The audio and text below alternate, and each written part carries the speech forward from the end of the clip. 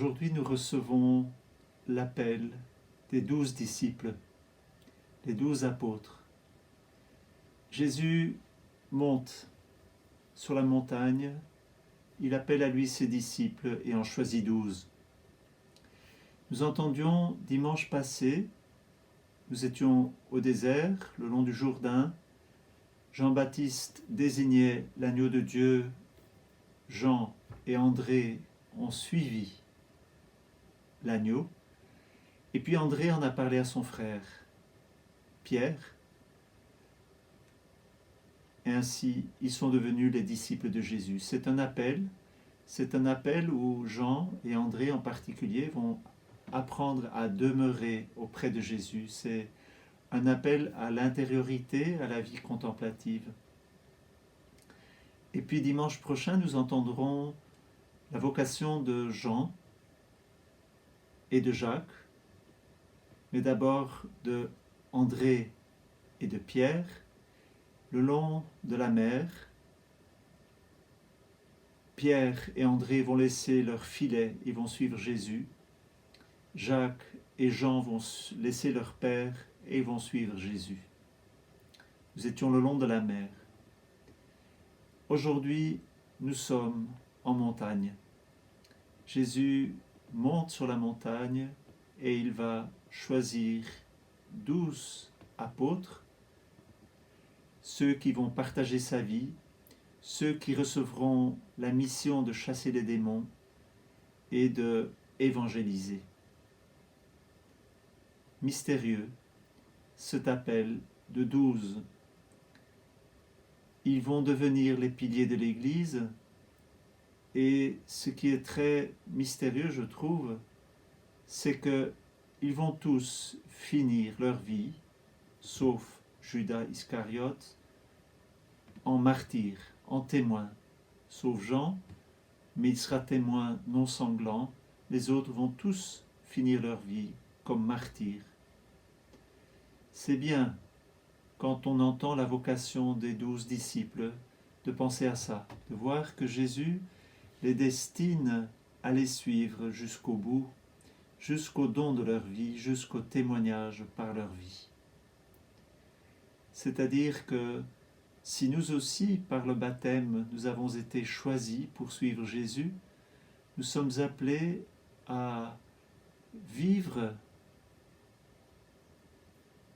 ce même témoignage. Que si, quelquefois dans notre vie, c'est difficile, nous avons des épreuves, et bien que nous sachions toujours que nous suivions l'agneau, que nous suivons Jésus, celui qui va se livrer à la croix, et celui qui nous invite tous à glorifier notre Dieu à travers le don de notre vie, à travers le sacrifice de notre vie. Un sacrifice d'amour, quoi que nous fassions, où que nous allions, nous sommes appelés à cela.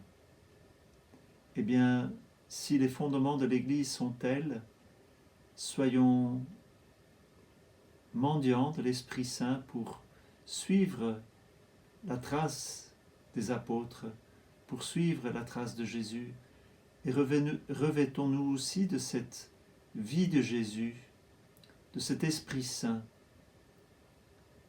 Jean et Jacques ont reçu le nom de Boanerges, c'est-à-dire les fils du tonnerre, et bien que tous nous puissions être plus remplis de Saint-Esprit, être plus forts, plus remplis de Jésus pour devenir ses témoins. Alors, c'est sur la montagne que Jésus les appelle. Cela veut dire que nous avons tous à faire une ascension, à monter. Et monter vers la montagne de Dieu, c'est cheminer, c'est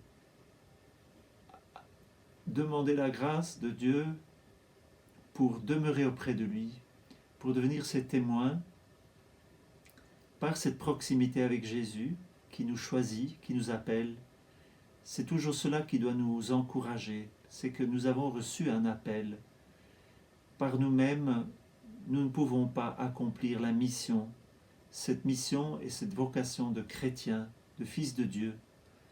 Alors, accueillons cet appel de Dieu sur nous et recevons aussi nos apôtres, nos évêques, comme ceux que Jésus a choisis pour nous devancer sur ce chemin de sainteté.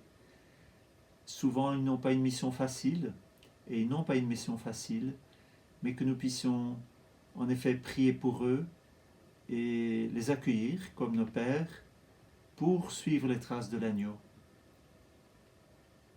De toute manière, notre vie chrétienne, c'est une vie donnée, livrée. Ce n'est jamais un lieu de repos, ou pas de lieu de repos seulement. Le repos, il sera d'autant plus là que nous demeurons auprès de Jésus, même et là où il veut nous conduire. Bonne journée, à demain.